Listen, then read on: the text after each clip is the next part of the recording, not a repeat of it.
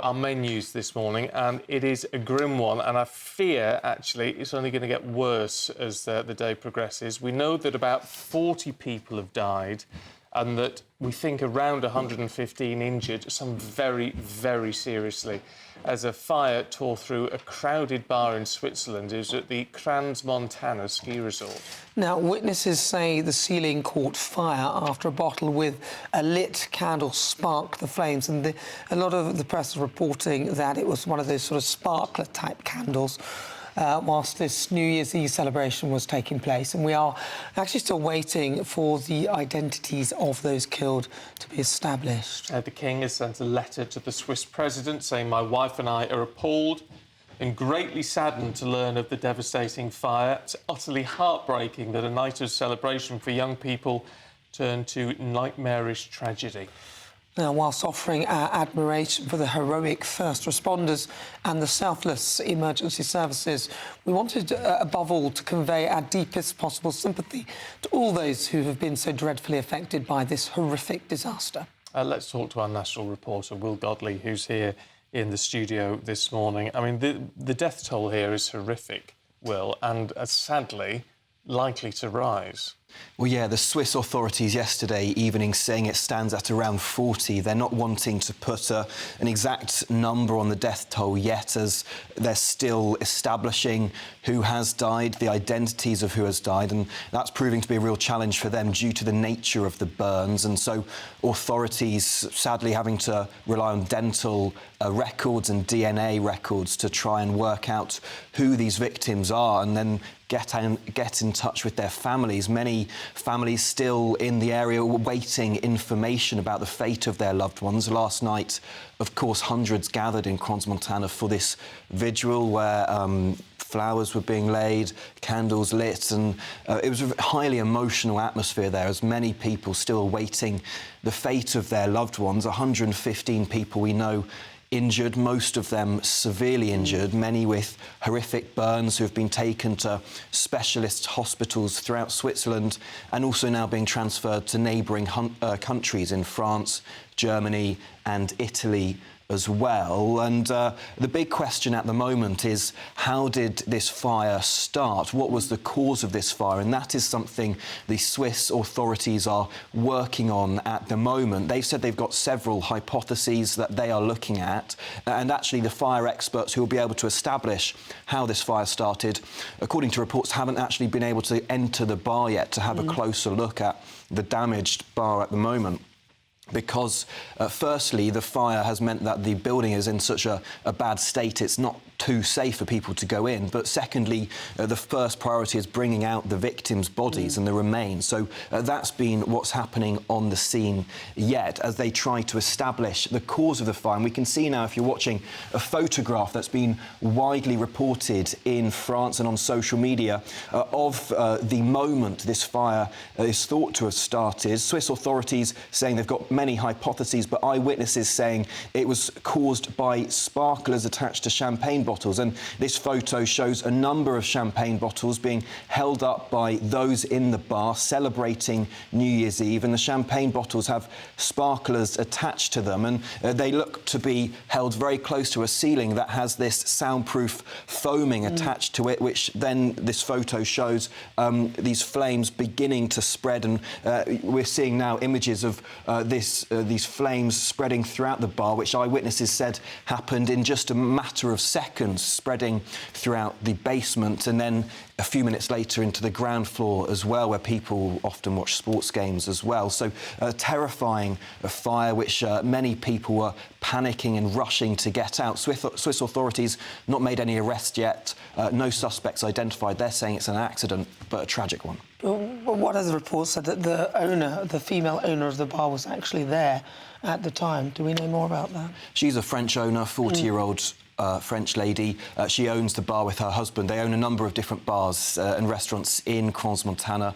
Her husband was at a different bar at the time, and this bar has been an institution of Crans-Montana for a number of decades, and it's well known, well liked amongst young people there, and a number of the victims are young people, many of them teenagers as young as 15 with severe burns in hospital, celebrating New Year's. The French owner is amongst the injured as well. She's suffered injuries and burns to her arm as well, and a source close to her was speaking to French media yesterday saying she's in total and utter shock as well. Investigators now looking to establish not only how this fire spread so quickly, but also, as eyewitnesses saying, it was very tricky for people to escape, the staircase too narrow for the number of people in there. So they're looking to see whether the bar was following regulations that were in place, but the owner said she's in complete shock. Yeah.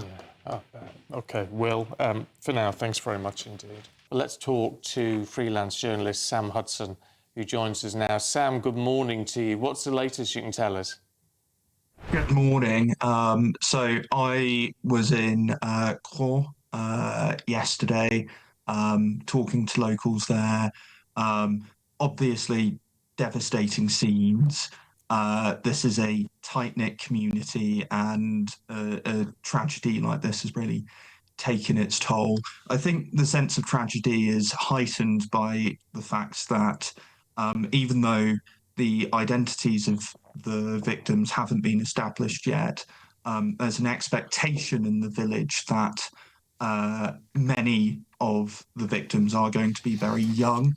On the funicular ride up to the village, I was talking to a man who described this club as a kids' club. There's an expectation that most of the victims will be between the ages of 16 and 20. In Switzerland and Austria and Germany, you can buy alcohol, you can buy beer and wine at age 16. So yes, it's a really grave tragedy. Now, Sam, just to clarify, because a lot of people are saying it was a candle, but other reports have said that it was somebody, they had a sparkler in a bottle, and as I understand it, in parts of Switzerland, sparklers are banned, and you're not allowed to have them inside buildings. Also understand that Yes. the wife of the owner was there. So from what you know, was it a candle or was it a sparkler? Well, I think that this is sort of a case of different words for the same thing being used. I was out on New Year's Eve in a nearby resort, and a similar sort of champagne sparkler came out.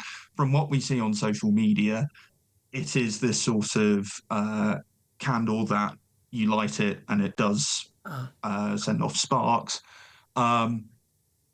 There's been a fireworks ban in place throughout many of these resorts.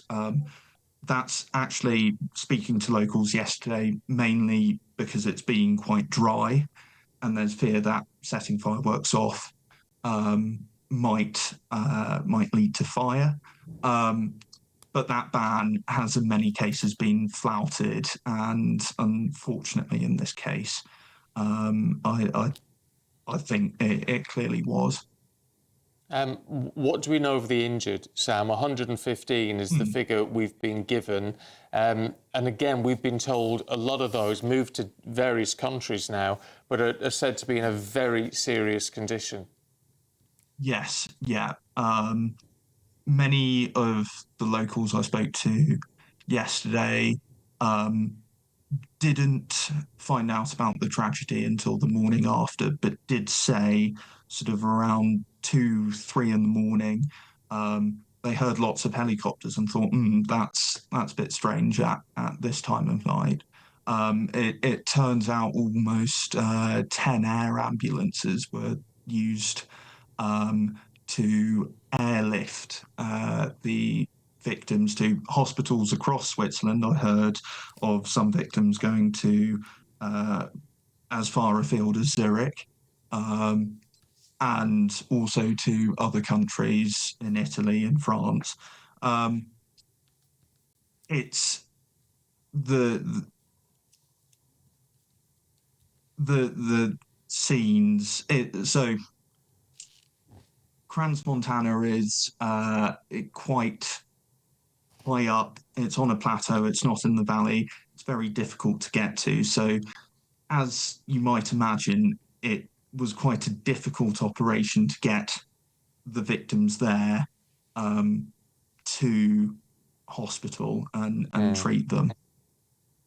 Yeah, indeed. All right, Sam, we'll leave it there for now, but thank you very much indeed for the latest info.